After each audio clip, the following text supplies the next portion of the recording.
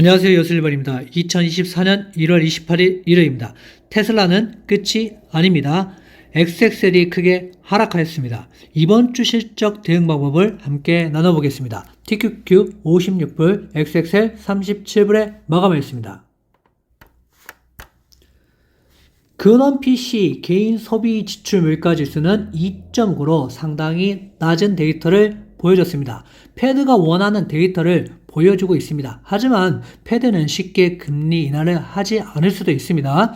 지금 이런 금리 인하 카드를 쓰기에는 아무 일이 일어나지 않고 있기 때문에요. 경기 침체가 온다든지 뭔가 큰 이벤트가 있으면 그때 금리 인하 카드를 써도 늦지 않다고 생각을 하고 있는 것 같습니다. 개인 지출 또한 지금 0.7로 많이 상승하고 있는 상황입니다. 돈이 들어오면 바로바로 쓰는 미국인들이기 때문에 저축보다 지금은 소비에 좀 집중하고 있다라고 보여집니다. 그래서 결국에는 고용 둔화가 나오기 전까지는 쉽게 금리 인하를 하지 않을 가능성이 커지고 있는 상황이라고 볼 수 있겠습니다. 10년물 금리는 살짝 내려가는 모습을 보여줬습니다. 하지만 이것보다도 1월 31일에 채권 발행량과 FOMC 성명서가 발표가 있습니다.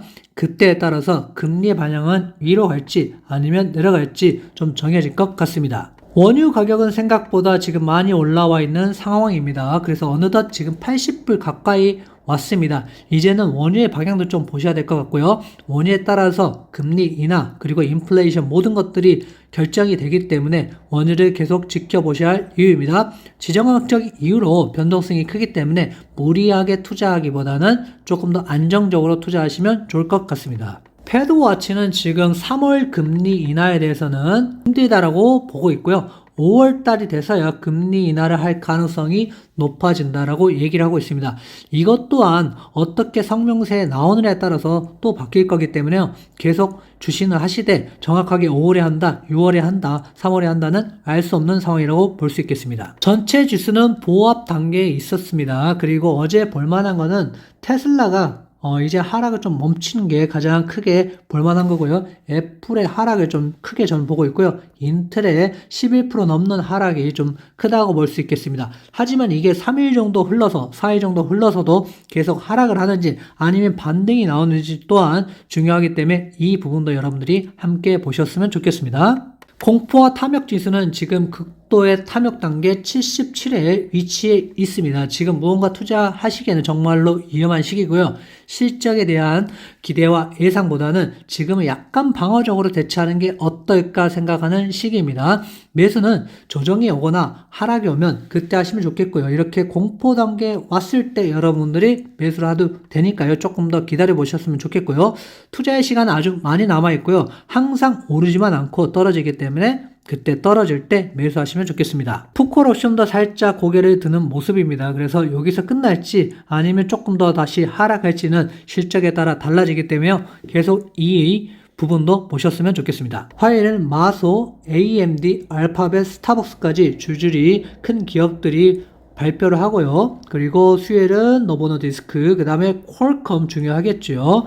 그리고 목요일에는 애플, 아마존, 메타 이렇게 큰 기업들이 실적을 발표합니다. 그래서 실적을 발표를 보시고 여러분들이 조금 대응하시면 조금 더 좋을 것 같습니다. 나스닥 100은 지금 5일 이동평균선 17,421에 있는 상황입니다. 아직은 좀 지켜볼 때이고요. 지금까지 가파르게 상승했기 때문에 약간의 조정 그리고 쉬어가는 단계라고 보십니다. 21선을 깨고 내려가면 그때부터는 좀 위험하다라고 볼 수 있겠습니다. 그래서 21선이 어디냐면은 16,897 정도입니다. 이때를 깨고 내려간다. 그러면 상당히 위험할 수 있기 때문에요. 이 부분 참고하셔서 보셨으면 좋겠습니다. S&P 500은 아주 잘 가고 있는 상황입니다. 그래서 아직 5일선도 닿지 않은 상황이기 때문에요. 지금 상황에서는 계속 상승할 가능성들이 좀 더 열려 있다. 하지만 4,900을 맞고 계속 내려오고 있기 때문에 여기를 돌파하는지 여부도 상당히 중요하다라고 보여집니다. 나스닥 종합을 보셔도 지금 5일선 15,446 정도의 위치를 하고 있는데요. 지금은 건강한 조정 상태라고 볼 수 있겠고요. 만약에 15,200 정도까지 떨어진다 라면 그때부터는 위험한 자리가 될 수 있겠습니다. 그전에는 건강한 행보라고 볼 수 있고요. 이번 주 실적 발표로 변동성이 심할 듯 하니 개별 주식은 조금 더 각별하게 주식하셨으면 좋겠습니다. QQQ는 주봉상 적당한 위치에서 끝났습니다. 이번 주만 다시 상승으로 마무리한다면 계절적인 하락 시기인 2월까지는 좋게 시작할 수 있을 것 같습니다. 계절적 요인이 무조건 맞지는 않겠지만 그래도 2월달은 조금 대비를 해보시는 것도 좋지 않을까 생각하고 있습니다. TQ 또한 테슬라의 하락 그리고 인텔의 하락에도 크게 하락하지는 않았습니다. 왜냐하면 워낙 우리가 변동성이 크고 세배 레버리지이기 때문입니다. 이렇게 며칠 버텨준다면 다시 상승할 가능성은 있습니다. 큰 충격이 이렇게 버틴 거 보면 큰 하락은 지금 오지 않을 수도 있습니다. 만약에 53불까지 내려오지 않는다면 다시 이렇게 반등할 가능성도 남아 있고요.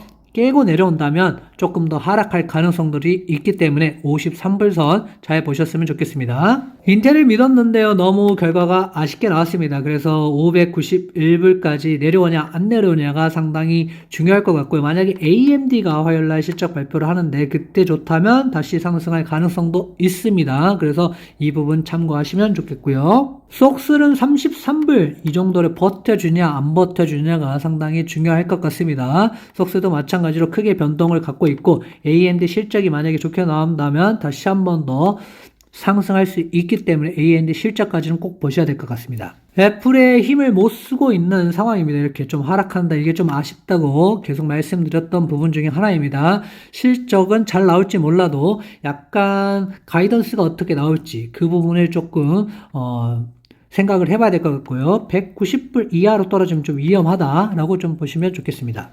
이전에는 27불을 깨면 위험하다고 했지만 지금은 26불을 깨면 좀 위험한 상황입니다. 이렇게까지 깨고 내려가면 그때부터는 좀 위험할 수 있는 AAPU입니다. 그래서 매수는 이제 다시 매수를 하신다면 24불 75 25불 정도 세연해서 매수를 하시는 건 괜찮겠지만 지금 무리해서 매수할 단계는 아니라고 보여집니다. 불행 중 다행인 거는 테슬라가 지금 하락을 좀 멈췄다는 게 가장 큰 의미입니다. 그래서 3, 4일 동안 더 크게 하락하지 않고 버텨준다면 다시 상승할 가능성은 높아지는 상황이고요. 이 채널 하단까지 내려오지 않는다면 좋은 시그널이라고 볼 수도 있겠습니다. TSLA도 마찬가지입니다. 8불까지는 오지 않았습니다. 그래서 아직은 버텨볼만 하다. 그리고 여기가 진바닥인지 아무도 알 수 없는 상황이기 때문에 며칠 더 좀 지켜보시고 매수하셔도 좋을 것 같습니다.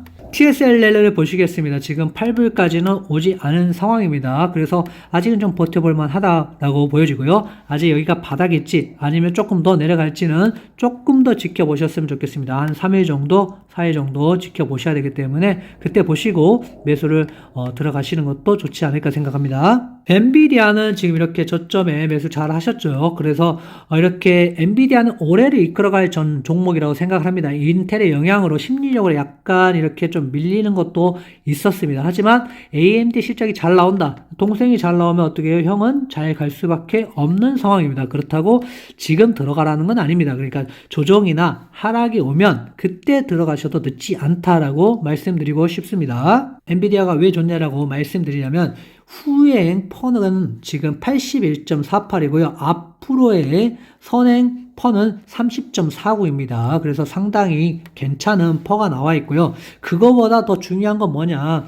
PEG가 중요합니다. 이 0.61이 나와 있는 PEG가 상당히 중요한데요. PEG에도 다시 설명을 드리자면 PEG는 주가를 주당 순이익으로 나누는 주가 수익 비율을 다시 연평균 예상 주당 순이익으로 나눈 값입니다. 그래서 여기에 써 있기 때문에 여기에 따라서 계산을 해보시면 되는데요. 어차피 계산이 다 되어서 나오기 때문에 가장 중요한 거는 뭐냐면요. 엔비디아가 지금 1보다 높느냐 아니면 1보다 낮느냐의 문제입니다. 1보다 낮다면은 저평가가 되어 있다는 거고요.